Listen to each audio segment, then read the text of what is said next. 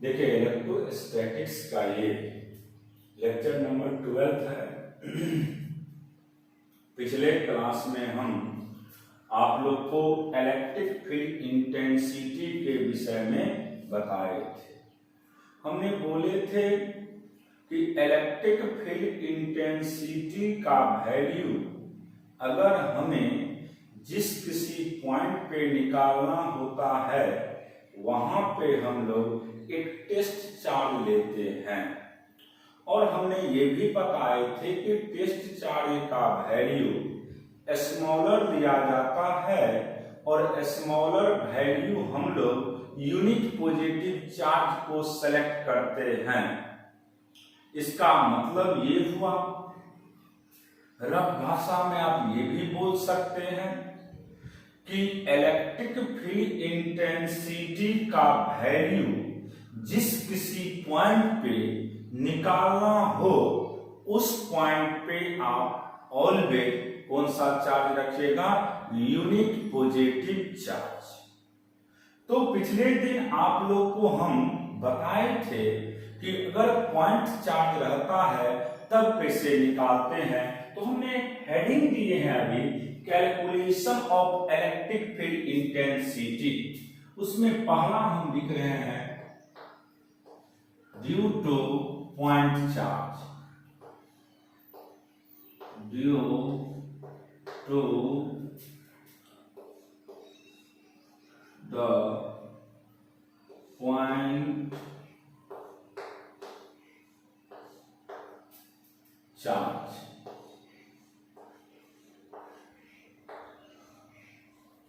अगर आपके पास कोई भी पॉइंट चार्ज है, जैसे देखिए ये आपके पास एक पॉइंट चार्ज है,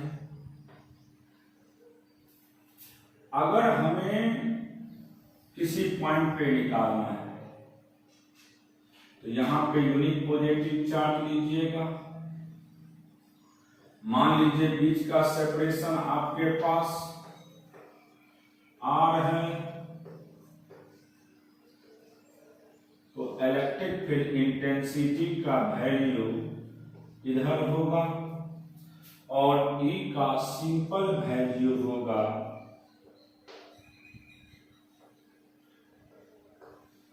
Q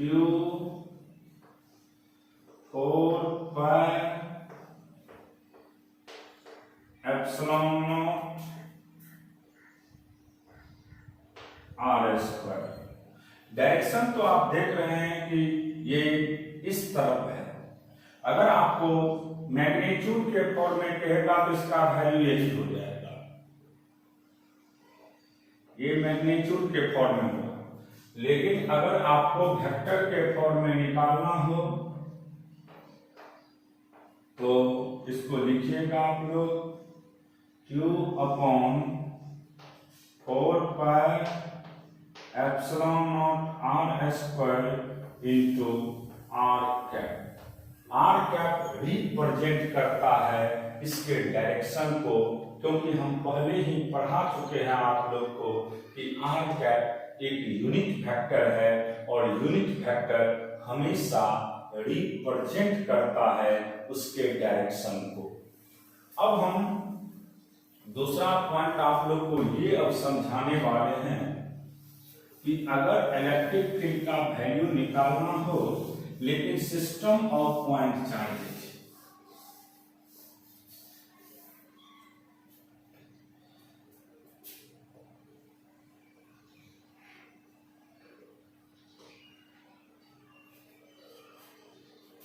due to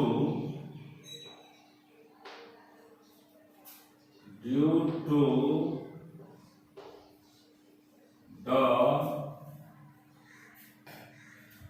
system of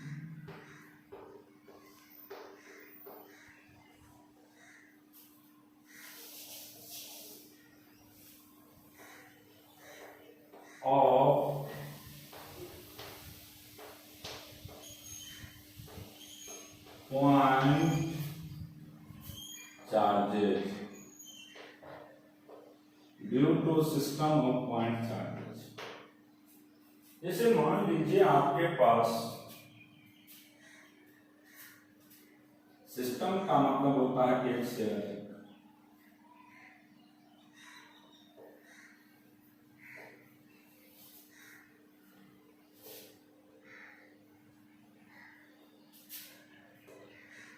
ये प्लस Q1 है,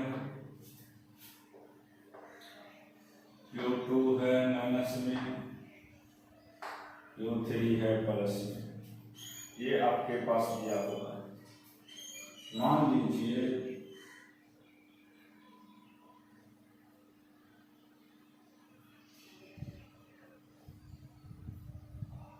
यहां पे निकालना है,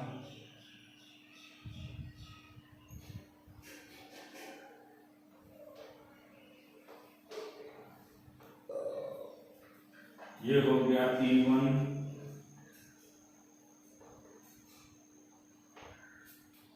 फिर उसके बाद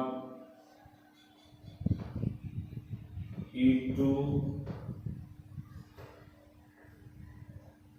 फिर उसके बाद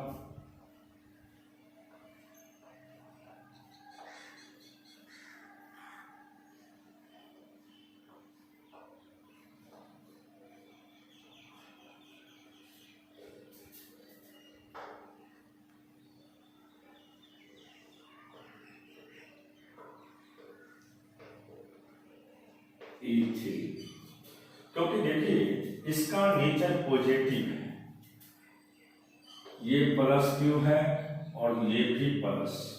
यहाँ पे आपको हमने पहले पढ़ा है कि जिस किसी पॉइंट पे निकालना होता है वहां यूनिट पॉजिटिव चार्ज लेते हैं, यूनिट पॉजिटिव चार्ज लेते हैं। तो ये प्लस है, ये भी प्लस है, तो रिपेयर करेगा। मान लीजिए ये पॉइंट O है आपके पास, ये प्लस है, ये भी प्लस है, तो रिपेयर करेगा। ये प्लस है, ये भी प्लस है, तो रिपेयर करेगा। ये माइनस है और ये प्लस है, तो अट्रैक्ट करेगा। तो आप देख रहे हैं जब हम आप लोग को पढ़ा रहे थे इलेक्ट्रोस्टैटिक्स में सुपरपोजिशन प्रिंसिपल, तो याद होगा सुपर प्रिंसिपल का जो पोजीशन होता है, अगर जितने भी वेक्टर दिए हुए होते हैं सभी को हम एक डायरेक्शन के बेसिस से ऐड करते हैं। तो यहाँ पे भी अगर आपको निकालना हो इलेक्ट्रिक फील्ड कहाँ पे, O पॉइंट पे, तो आप लिखेंगे यहाँ पे E1 plus E2 plus E3, E1 plus E2 plus E3, ये हो गया आपका वैल्यू। यहाँ पे अगर हमें निकालना हो इलेक्ट्रिक फील्ड इंटेंसिटी का वैल्यू O पॉइंट पे, तो इसको हम सुपरपोजिशन के प्रिंसिपल पे ऐड कर देंगे, इसीलिए इसका नाम होता है प्रिंसिपल ऑफ सुपरपोजिशन।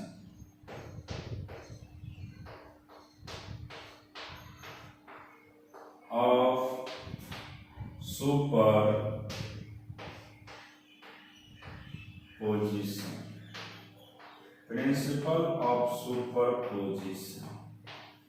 अगर आपके पास एक से अधिक चार्ज कहीं पे भी दिया हुआ हो तो आप इस सभी के चलते जो इलेक्ट्रिक फील्ड इंटेंसिटी के वैल्यू को अगर फाइंड करना होता है तो फाइंड करने के लिए हम प्रिंसिपल ऑफ सुपरपोजिशन का यूज करते हैं। और यहाँ आप देख रहे हैं कि ई नट का वैल्यू होगा E1 plus E2 plus E3, ये हो गया इसका वैल्यू ई नट का, और ये O पॉइंट का इलेक्ट्रिक फील्ड इंटेंसिटी हो गया। अब इस पे देखिए कैसे कैसे क्वेश्चन पूछे जाते हैं, हम क्वेश्चन को समझाते हैं आप लोग को। एक क्वेश्चन है, इसी बेसिस पे अभी जो पढ़ा है आप लोग को हम superposition of principle of superposition, उसी के आधार पे एक क्वेश्चन दे। देखिए क्वेश्चन क्या है कि अगर आपके पास दो चार्ज है, एक 1 माइक्रोकूलम है और दूसरा -2 माइक्रोकूलम है, एक 1 माइक्रोकूलम है और दूसरा -2 माइक्रोकूलम है, और बीच का सेपरेशन आपको 2 सेंटीमीटर है। P एक मिड पॉइंट है। P कौन सा पॉइंट है? Mid point. मिड पॉइंट पे आपको इलेक्ट्रिक फील्ड इंटेंसिटी का वैल्यू को फाइंड करना है। ध्यान में ये रखना है कि आपको मिड पॉइंट यानी P पे इलेक्ट्रिक फील्ड इंटेंसिटी का वैल्यू को फाइंड करना है। क्वेश्चन यही है। अब देखिए इसको कैसे सॉल्व कर सकते हैं आप लोग। जब सॉल्व करने की बात करेंगे, देखिए ध्यान से समझना होगा इसको, कैसे हम लोग सॉल्व करते हैं। सबसे पहले समझना होगा कि इसका नेचर क्या है, पॉजिटिव, इसका भी नेचर पॉजिटिव है। इसको A नाम दे दीजिए और इसका नाम हम B दे देते हैं। अब देखिए A का नेचर प्लस इसका भी नेचर प्लस तो रिपेल करेगा और इसका वैल्यू होगा EA।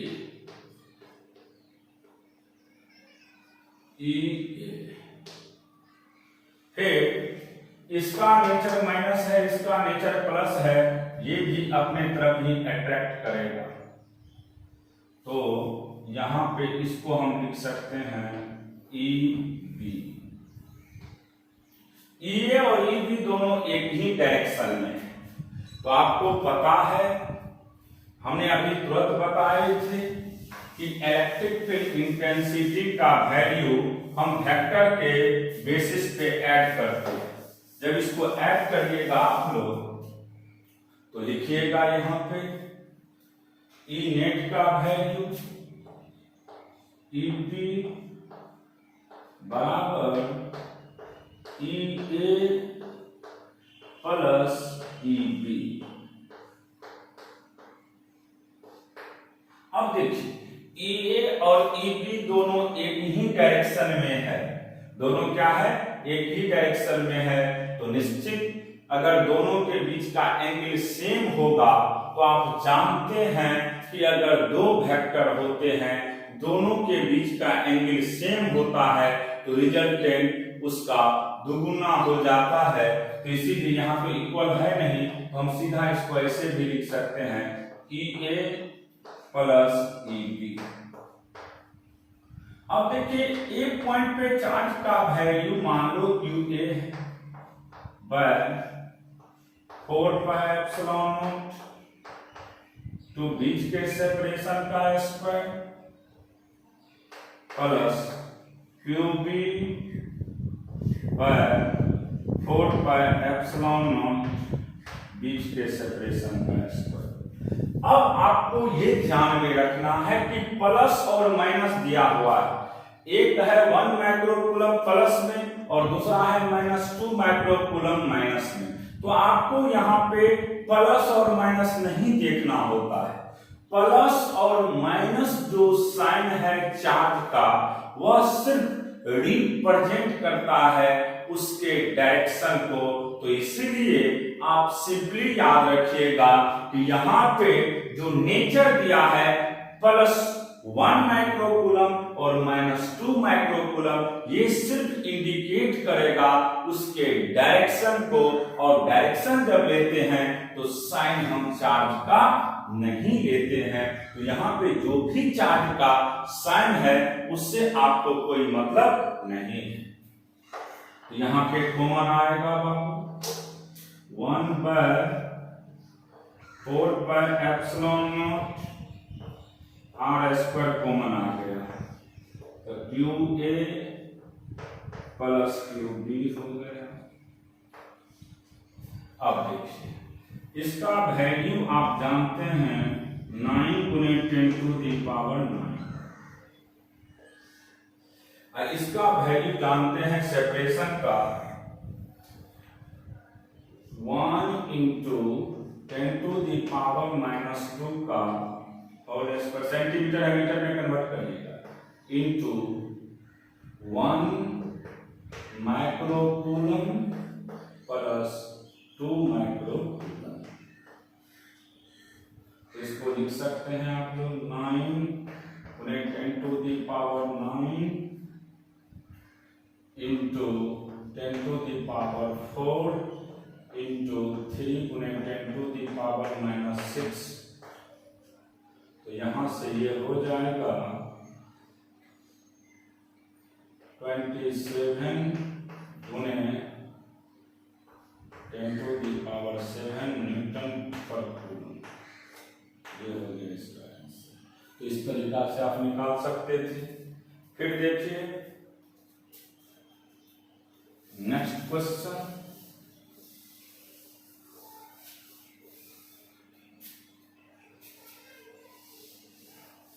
हमारे पास दो चार्ज है,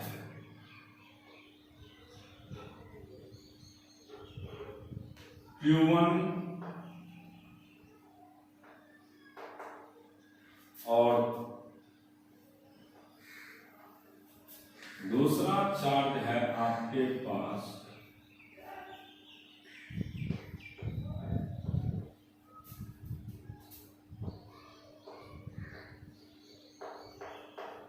Q2। बीच का सेपरेशन R, बीच का separation R।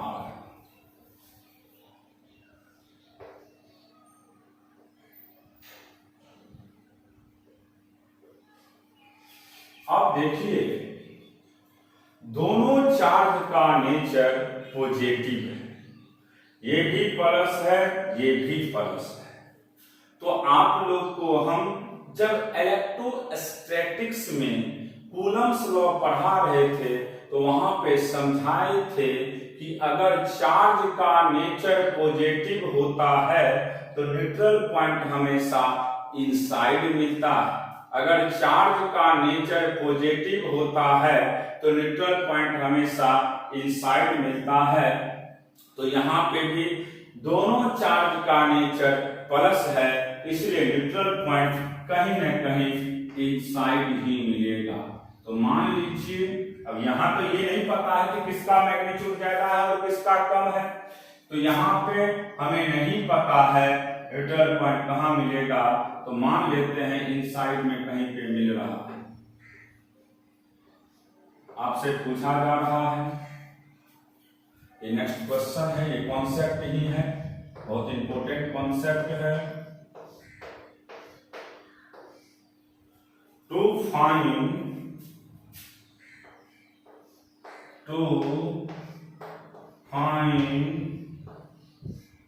The neutral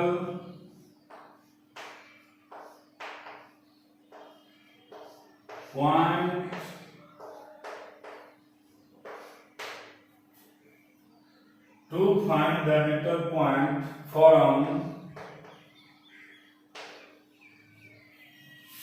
from the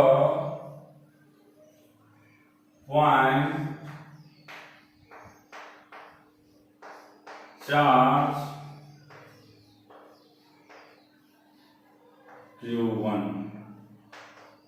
Q1 से क्या होगा, न्यूट्रल पॉइंट यही निकालना है। देखिए मान लेते हैं इससे R1 डिस्टेंस पे है और इससे ये जो डिस्टेंस है वह R2, ये R1 है वह R2 है। अब समझिए इसका नेचर प्लस है, इसका भी नेचर प्लस है, तो E1 का डायरेक्शन इधर हो गया, इसका नेचर प्लस है, इसका भी नेचर प्लस है, तो E2 का डायरेक्शन इधर हो गया। E1 E2 एक दूसरे को अपोज कर रहा है, E1 इधर हो गया, E2 इधर, क्योंकि इसका भी नेचर प्लस है तो ये रिपेल करेगा, इसका भी नेचर प्लस है तो ये भी रिपेल करेगा। तो मान लेते हैं ये 1 पॉइंट था वह 2 था, तो Q1 का डायरेक्शन इधर होगा, Q1 के चलते E1 इधर होगा और Q2 के चलते E2 इधर होगा। तो मान लीजिए ये P पॉइंट जो है ये न्यूट्रल पॉइंट है, ये जो पॉइंट P है यही न्यूट्रल पॉइंट है। तो आप देख रहे हैं कि यहाँ पे दोनों एक दूसरे को बैलेंस कर रहा है। जब बैलेंस करता है तो उस पॉइंट को हम न्यूट्रल पॉइंट के नाम से जानते हैं। और यहाँ पे हम सिंपली लिखेंगे E1 बराबर E2। E1 बराबर क्या हो जाएगा यहाँ से E2, E1 बराबर E2। मैग्नीट्यूड के फॉर्म में ही लीजिएगा क्योंकि हमने डायरेक्शन के बेसिस पे दिखा दिए हैं ये लोग। अब इसका सीधा वैल्यू होगा Q1 bye 4 pi epsilon naught R1 का square, Q2 by 4 pi epsilon naught R2 का स्क्वायर। ये कैंसिल। अब देखिए R2 का स्क्वायर अपॉन R1 का स्क्वायर बराबर होगा Q2 बाय Q1। यहां से आप लिख सकते हैं R2 अपॉन R1 का value under root Q2 bye Q1, या आप इसको ऐसे भी लिख सकते हैं under root Q2 by under root Q1।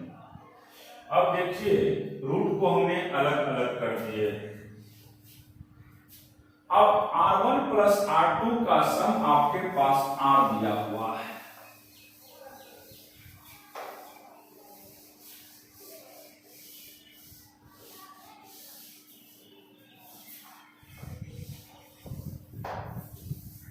यहां पे आप लोग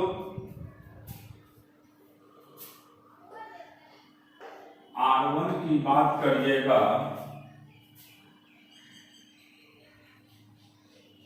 तो अंडर रूट R1 की बात कर रहे हैं Q1 into R2 bye Q2 root के अंदर। यहां से R1 प्लस R2 का सम है R, तो यहां से आप लिख सकते थे Q1 R2 पर अंडर Q2 प्लस R2 बराबर R। एलसीएम ले लो, R2 कॉमन ले लीजिए, under root Q1 plus under root Q2 by under root Q2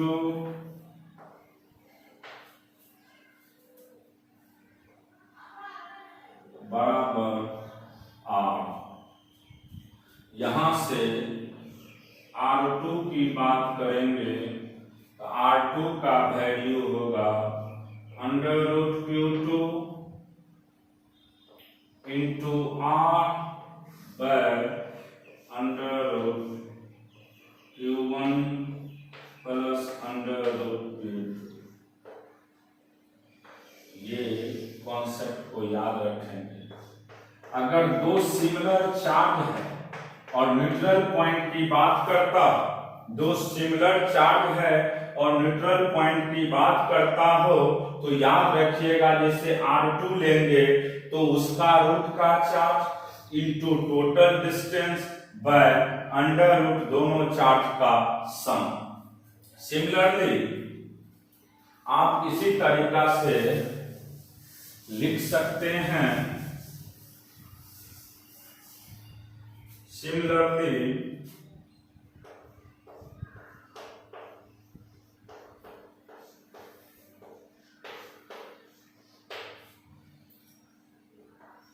R1 का वैल्यू लिख सकते हैं आप लोग √Q1 इंटू R बाय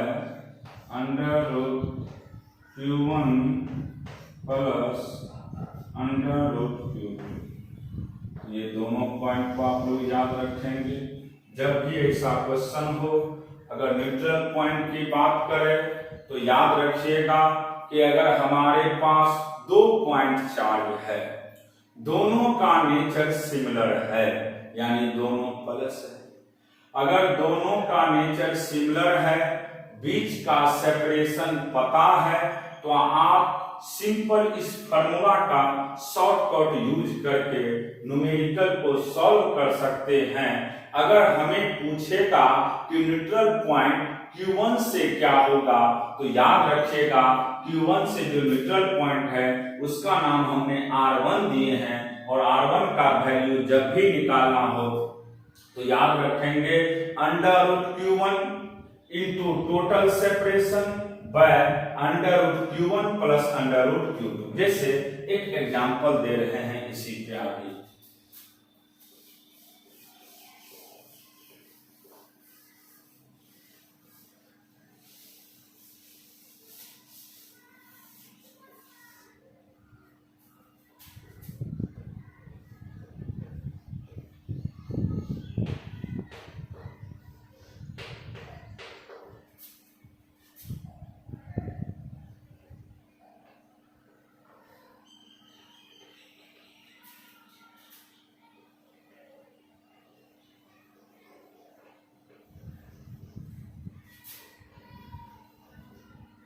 ये है आपके पास मान लीजिए 4 माइक्रोकूलम और ये है 9 माइक्रोकूलम। बीच का सेपरेशन मान लीजिए आपके पास 8 मीटर है।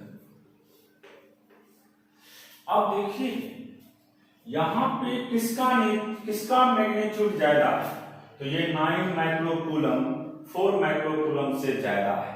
तो निश्चित है जिसका मैग्नीट्यूड ज्यादा होता है उसका इफेक्ट दूर तक होता है। जैसे एक सिंपल लॉजिक के थ्रू दिखा रहे हैं, जैसे समाज में अगर कोई बहुत पावरफुल है, इसका मतलब उसके पास बहुत ज्यादा पैसा है, बहुत उसका लोकेलिटी में एक अप्रोच है।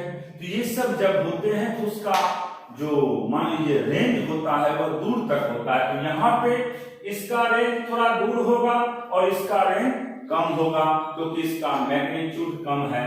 तो इसका मतलब न्यूट्रल पॉइंट इसके नजदीक मिलेगा। तो ये न्यूट्रल पॉइंट हो गया।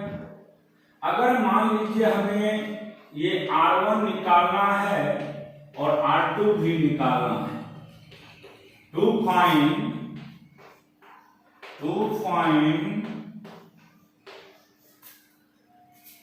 R1 and R2।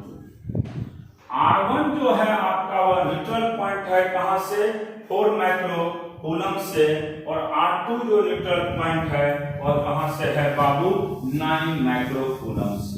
आपके पास ये जो फिगर दिखाए हैं इसमें 4 माइक्रोकूलम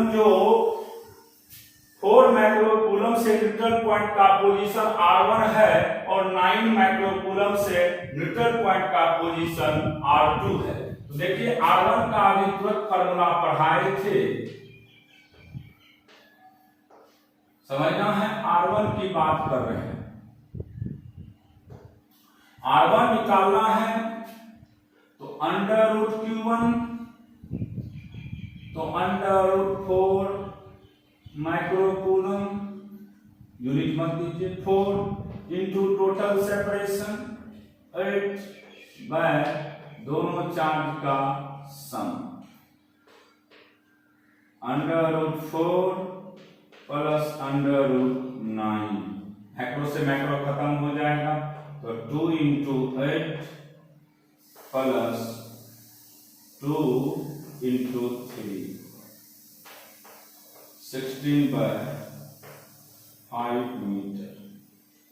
फिर R2 की बात करिएगा तो √9 into total √4 plus √9 3 into 8/2 into 3 24/5। ये हो गया आंसर। तो जब भी ऐसा क्वेश्चन हो, अगर आपसे न्यूट्रल पॉइंट की बात करता हूं तो सिंपल याद रखिएगा, जिससे न्यूट्रल पॉइंट की बात करेगा उससे उसी चार्ज का रूट लीजिएगा into total distance by total charge. जैसे Q1 का अंडर रूट प्लस Q2 का अंडर रूट। इस तरह से हम लोग क्वेश्चन को सॉल्व करते हैं। क्वेश्चन है, देखिए ये एक इक्विलैटरल ट्रायंगल है। ये सभी हमने आप लोग को जब कूलम्स लॉ पढ़ाए थे उस समय में ये बताए थे। ये इक्विलैटरल ट्रायंगल है और आपसे पूछा जा रहा है इलेक्ट्रिक फील्ड इंटेंसिटी का वैल्यू किस पॉइंट पे, पॉइंट ए पे। पॉइंट ये ए हो गया। तो आप जानते हैं कि अगर हमें इलेक्ट्रिक फील्ड इंटेंसिटी के वैल्यू को फाइंड करना होता है तो सबसे पहले जिस किसी पॉइंट पे फाइंड करना होता है वहां कौन सा चार्ज लेते हैं, यूनिट पॉजिटिव चार्ज। तो मान लीजिए अब यहां पे हम यूनिट पॉजिटिव चार्ज ले लीजिए। अब देखिए इसका नेचर क्या है बाबू, प्लस, इसका नेचर क्या है, माइनस। सिंपल चीज है। जब चार्ज का नेचर प्लस है वह भी तो यूनिट पॉजिटिव प्लस ही है, तो प्लस प्लस के बीच में क्या होगा, रिपल्सन। क्या होगा, रिपल्सन। इसका मतलब है इसके चलते इधर होगा EB। अब इसका नेचर क्या है, प्लस, और इसका नेचर क्या है, माइनस। तो ये अपने तरफ अट्रैक्ट करेगा, क्योंकि जब नेचर अपोजिट होते हैं तो दोनों के बीच में अट्रैक्शन होता है। तो निश्चित है इस पे देखेंगे तो ये जो वैल्यू होगा EC वह इस तरफ होगा। अब देखिए नेट इसके बीच का एंगल कितना डिग्री होगा, 120 डिग्री, क्योंकि ये इक्विलैटरल ट्रायंगल है। ये भी 60, ये भी 60। अब दोनों के बीच का रिजल्टेंट हमको फाइंड करना होगा। तो सबसे पहला काम है आप EA और EB की बात करिएगा। देखिए EA और EB हम जो दिखाए हैं इन सेंस ऑफ वेक्टर, तो हम हमेशा चार्ज के नेचर से कोई इफेक्ट नहीं पड़ता है। चार्ज का नेचर सिर्फ रिप्रेजेंट करता है उसके डायरेक्शन को। तो इसीलिए आप सिंपली याद रखिएगा EA EB बराबर क्या होगा, EC। अब बराबर होगा Q अपॉन 4πε0। बीच का सेपरेशन, तो मान लीजिए बीच का सेपरेशन ये A है, ये भी A है। बीच का सेपरेशन A है। जब A सेपरेशन है तो A² लिखेंगे। अब देखिए E रिजल्टेंट की बात कर रहे हैं तो निश्चित है EB का स्क्वायर प्लस EC का square plus 2 EB EC cos 120 degree और हटा चुके हैं। अगर दो वेक्टर हो, दोनों का मैग्नीट्यूड सेम हो, बीच का एंगल अगर 120 डिग्री होता है तो रिजल्टेंट का भी वैल्यू किसी एक के बराबर होगा और इसका भी वैल्यू आपका ई ही होगा, यानी कि इसको ई मान लीजिए तो इसका भी वैल्यू ई होगा और यहाँ पे इसका वैल्यू होगा Q/4 पर एप्सिलॉन नॉट बीच के सेपरेशन का स्क्वायर, यही हो गया इसका वैल्यू। और अगर रिजल्टेंट का डायरेक्शन कोई पूछेगा तो रिजल्टेंट का डायरेक्शन ये हो जाएगा, फोर्स का रिजल्टेंट का डायरेक्शन ये होगा रिजल्टेंट। तो रिजल्टेंट हम इसी तरीका से निकालते हैं। क्लियर हो गया। हमने यहाँ पे लिखा है कि मेरे पास दो चार्ज है, एक प्लस है दूसरा माइनस है। प्लस और माइनस जो चार्ज होता है वह सिर्फ उसके डायरेक्शन को रिप्रेजेंट करता है, इसलिए इसका नेचर प्लस इसका नेचर प्लस इधर होगा, ये प्लस हो गया ये माइनस होगा इधर होगा, रिजल्टेंट बीच से पास करेगा और इसका वैल्यू अभी हमने आप लोग को समझा चुके हैं कैसे निकालते हैं इसका वैल्यू। तो इस पे आपको क्वेश्चन पूछा जाएगा, मान लीजिए तो सबसे पहले आप देख लीजिएगा कि चार्ज का नेचर कैसा है।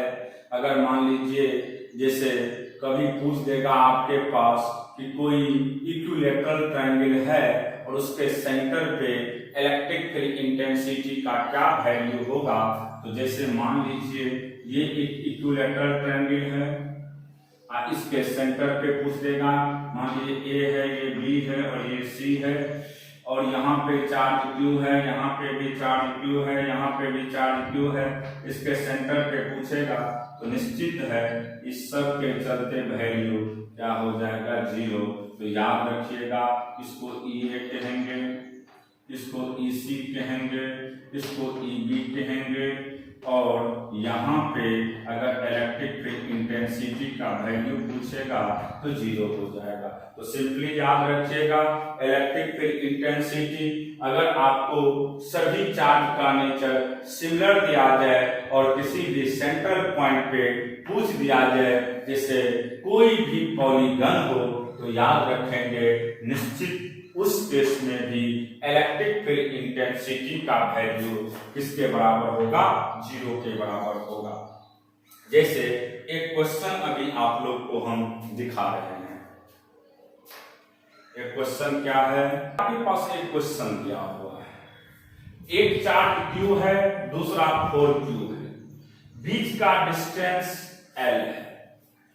अगर आपसे कोई क्वेश्चन पूछ दे कि बताइए न्यूट्रल पॉइंट क्या होगा, तो आपको याद है इलेक्ट्रोस्टैटिक्स में जब हम कूलम्ब्स लॉ पढ़ा रहे थे उस समय में समझाए थे कि अगर चार्ज का नेचर पॉजिटिव होता है तो न्यूट्रल पॉइंट हमेशा इनसाइड मिलते हैं। तो यहाँ पे दोनों चार्ज का नेचर पॉजिटिव है। जब दोनों ही चार्ज का नेचर पॉजिटिव है तो निश्चित ये है कि न्यूट्रल पॉइंट आपका कहीं न कहीं इनसाइड मिलेगा और इस केस में भी न्यूट्रल पॉइंट इनसाइड होगा। अब आपके मन में उठेगा क्वेश्चन कि भाई न्यूट्रल पॉइंट इनसाइड तो होगा लेकिन चार्ज का मैग्नीट्यूड तो अलग अलग है, एक Q है और दूसरा 4Q है, तो किसके नियर होगा, क्वेश्चन उठना चाहिए मन में। अब आपको ये जानना होगा, हमने अभी तुरंत बताए थे कि जिसका चार्ज का मैग्नीट्यूड ज्यादा होता है न्यूट्रल पॉइंट हमेशा उसके दूर होते हैं और जिसका कम होगा उसके नजदीक होगा। तो बताइए इन दोनों में कम किसका मैग्नीट्यूड है, तो देख ही रहे हैं आप, इसका है तो न्यूट्रल पॉइंट यहां पे हो। मान लीजिए ये 1 यूनिट पॉजिटिव चार्ज, ये पॉइंट ए है, ये पॉइंट बी है, इसके चलते इधर होगा डायरेक्शन और इसके चलते इधर होगा। अगर मान लीजिए हम लोग को यहां पे इसका वैल्यू फाइंड करना हो ए से, तो आर ए का डिस्टेंस अभी तुरंत पढ़ाए थे, सिंपल याद रखना है, जिससे निकालते हैं। जैसे मान लीजिए ये न्यूट्रल पॉइंट हो गया, ये डिस्टेंस को हमने आर ए मान लिए हैं और इस डिस्टेंस को हमने आर बी मान लिए हैं एलिगेटर में। तो under root Q A into total separation by under root Q A plus under root Q B. अब देखिए क्यू ए का value under root Q into L under root Q plus under root 4q। तो यहां से under root Q L, ये हो गया under root Q plus 2 under root Q. Root common ले लीजिए, under root Q into L by 3 under root Q. Q से Q cancel, तो इससे हो गया एल बाय 3। अगर इससे एल बाय 3 हो गया तो इससे कितना हो जाएगा 2l बाय 3। तो इस तरह का क्वेश्चन अगर रहता है तो आप इजीली इसी तरीका से सॉल्व कर सकते हैं। नेक्स्ट क्वेश्चन हम नेक्स्ट कॉन्सेप्ट हम लोग ग्राफिकल कॉन्सेप्ट के विषय में बात करें। जैसे आपके पास है graph between electric field intensity and x के बीच का, तो अब आपके दिमाग में क्वेश्चन राइज करेगा कि चार्ज का नेचर क्या होगा। तो मान लीजिए अगर चार्ज का नेचर पॉजिटिव होता है, हमारे पास ये क्यू चार्ज है और इसका नेचर कैसा है बाबू, पॉजिटिव। अब इसका ग्राफ देखते हैं। अगर चार्ज का नेचर पॉजिटिव होगा तब कैसे ग्राफ सॉल्व करेंगे।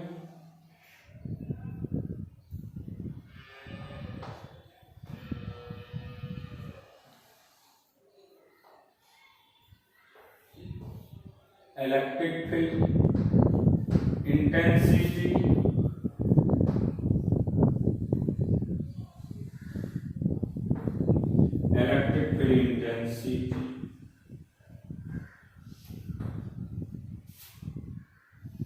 इधर डिस्टेंस x इधर माइनस x। अब आपके पास ये तो क्लियर हो गया कि चार्ज का नेचर कैसा है, पॉजिटिव। तो देखिए E का वैल्यू आप जानते हैं Q बाय 4πε0 बीच के सेपरेशन का स्क्वायर। Q बाय 4πε0 बीच के सेपरेशन का स्क्वायर। अब देखिए यहां पे इसका दो वैल्यू हो सकता है। अगर x का वैल्यू पॉजिटिव है,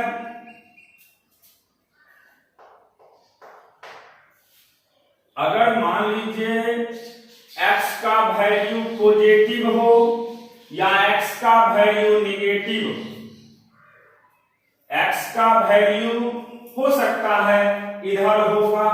जब इधर होगा तो निश्चित है इलेक्ट्रिक फील्ड इंटेंसिटी का डायग्राम इधर होगा। लेकिन अगर x का वैल्यू लेफ्ट के तरफ जाएंगे तो इलेक्ट्रिक फील्ड इंटेंसिटी इस तरफ आएगा, क्योंकि चार्ज का नेचर आपके पास पॉजिटिव है। तो याद ये रखना है क्योंकि इधर x का वैल्यू प्लस है, तो प्लस इंफिनिटी तक जाएगा तो इलेक्ट्रिक फील्ड जीरो होते चला जाएगा। जिस समय में कम से कम अगर वैल्यू रहेगा उस समय में इसका वैल्यू सबसे ज्यादा होगा, इसलिए इसका ग्राफ इस तरह से बनेगा। ये ग्राफ हो गया electric field intensity versus position का ग्राफ। अब अगर हम इसमें बात करते हैं, देखिए इधर x का वैल्यू बढ़ते चला जाएगा, धीरे धीरे बढ़ेगा, इलेक्ट्रिक फील्ड घटना स्टार्ट होगा, घटते घटते जब x का वैल्यू इंफिनिटी के तरफ टेंस करेगा तो निश्चित है इलेक्ट्रिक फील्ड जीरो के तरफ टेंस करेगा। अब अगर निगेटिव डायरेक्शन में जाएगा तो निश्चित है चार्ज का नेचर पॉजिटिव है, इसका भी डायरेक्शन माइनस के तरफ आएंगे और इसका ग्राफ इस तरह से होगा।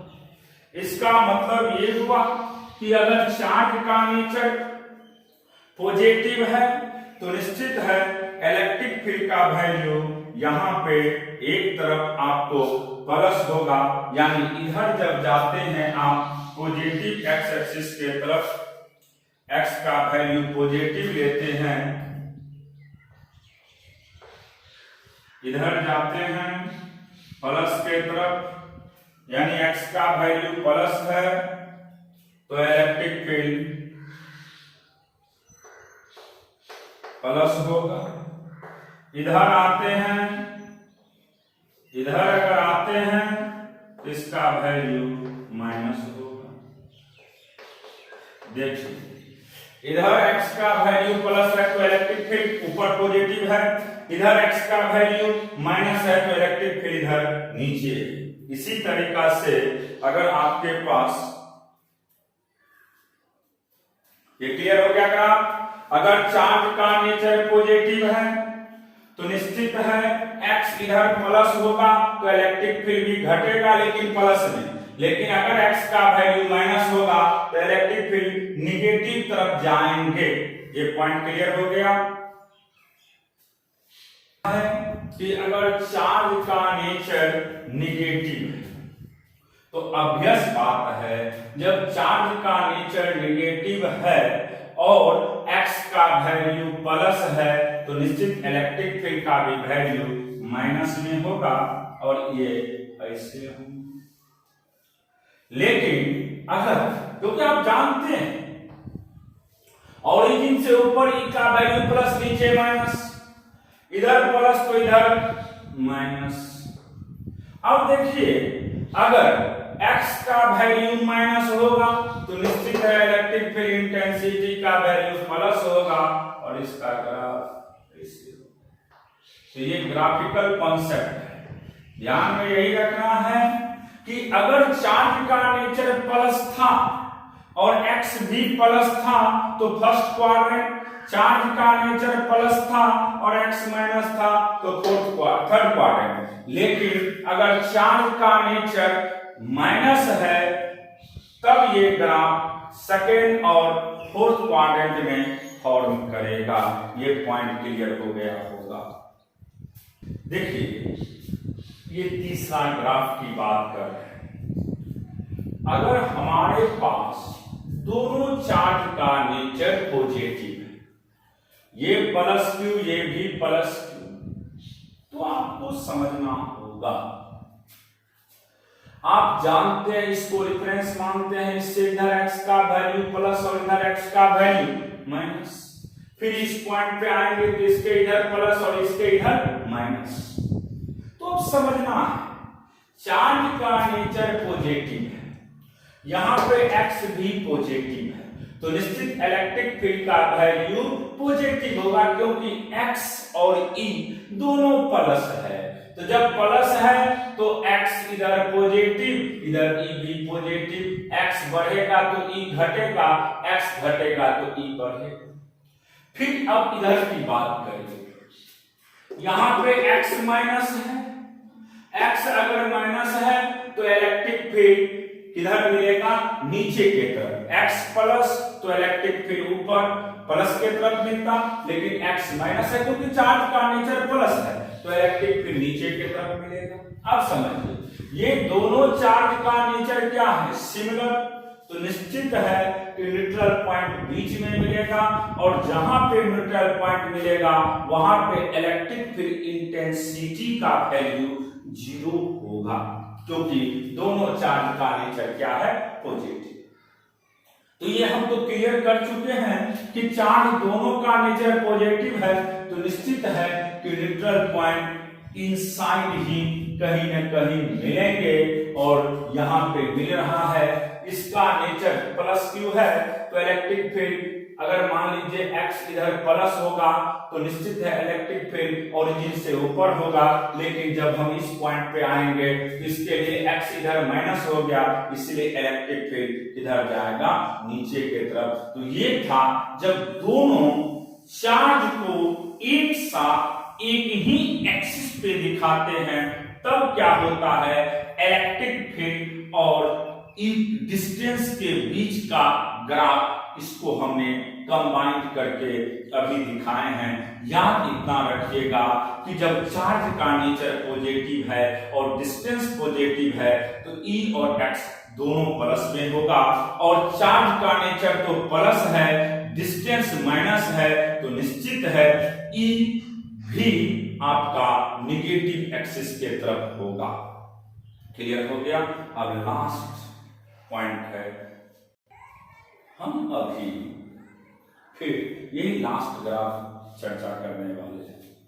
अगर आपके पास दो चार्ज है, एक प्लस है और दूसरा माइनस है, दोनों चार्ज को हम कंबाइन करके देख रहे हैं, तो आपको अब ग्राफ लास्ट में बनाना है इलेक्ट्रिक फील्ड वर्सेस डिस्टेंस का ग्राफ, लेकिन दोनों ही चार्ज अपोजिट नेचर का है, एक प्लस क्यू है और दूसरा माइनस क्यू है।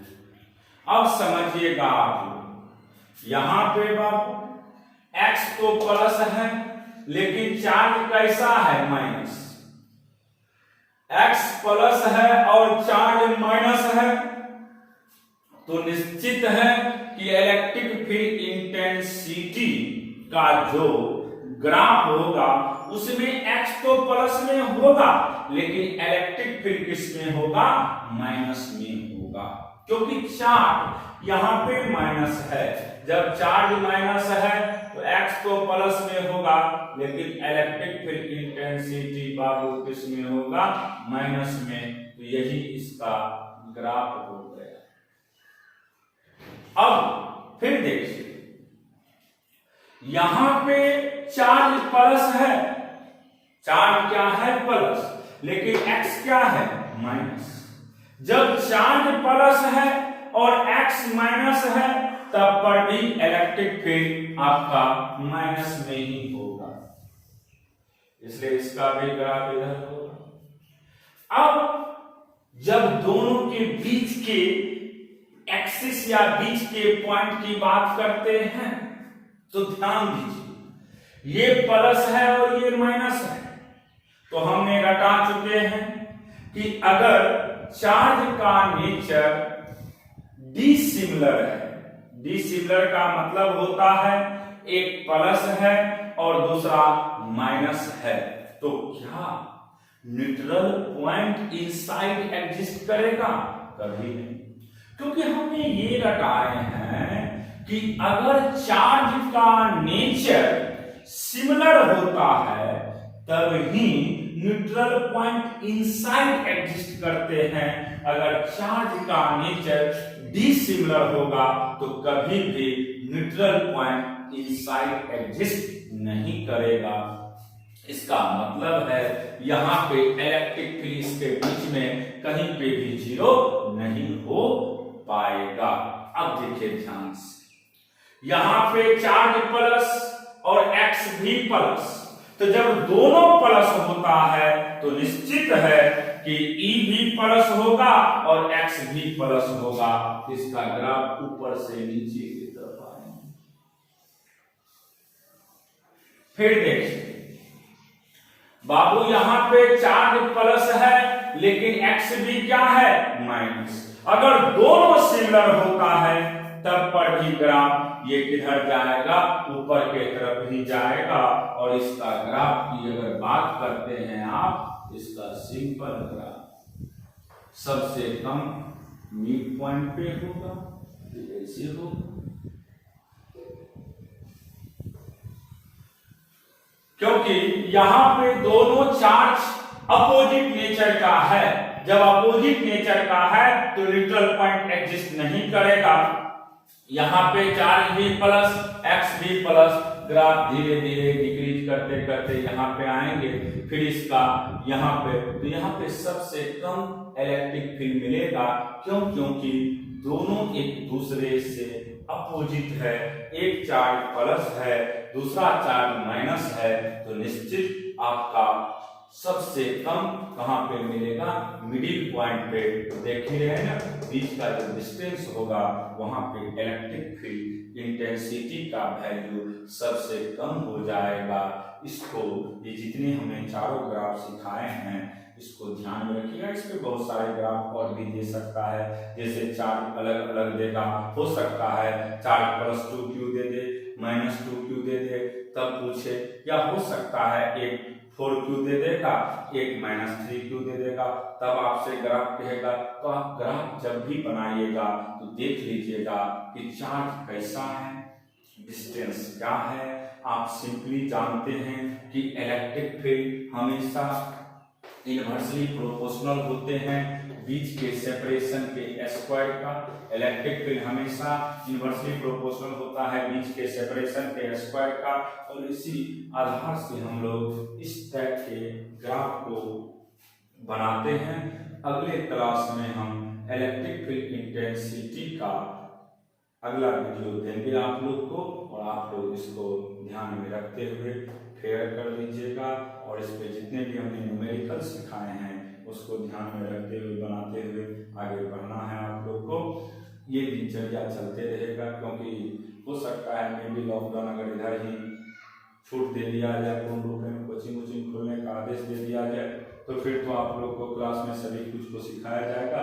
लेकिन फिलहाल जितना कॉन्सेप्ट बताया गया है सबको अच्छे से फेयर करके उसके बाद उसको बढ़िया से आप लोग लिखेंगे और हर एक पॉइंट पे स्ट्रेस दे करके पढ़िएगा। जो भी कोई डाउट हो अंडरलाइन करके, डाउट सेशन जब हम आएंगे पटना तो क्लियर करेंगे। जिन किन्हीं को डाउट होगा वह डाउट आप ध्यान में रखते हुए उस चीज़ को इंडिकेट कर दीजिएगा कि ये डाउट पॉइंट है, हम आएंगे तो फिर डिस्कशन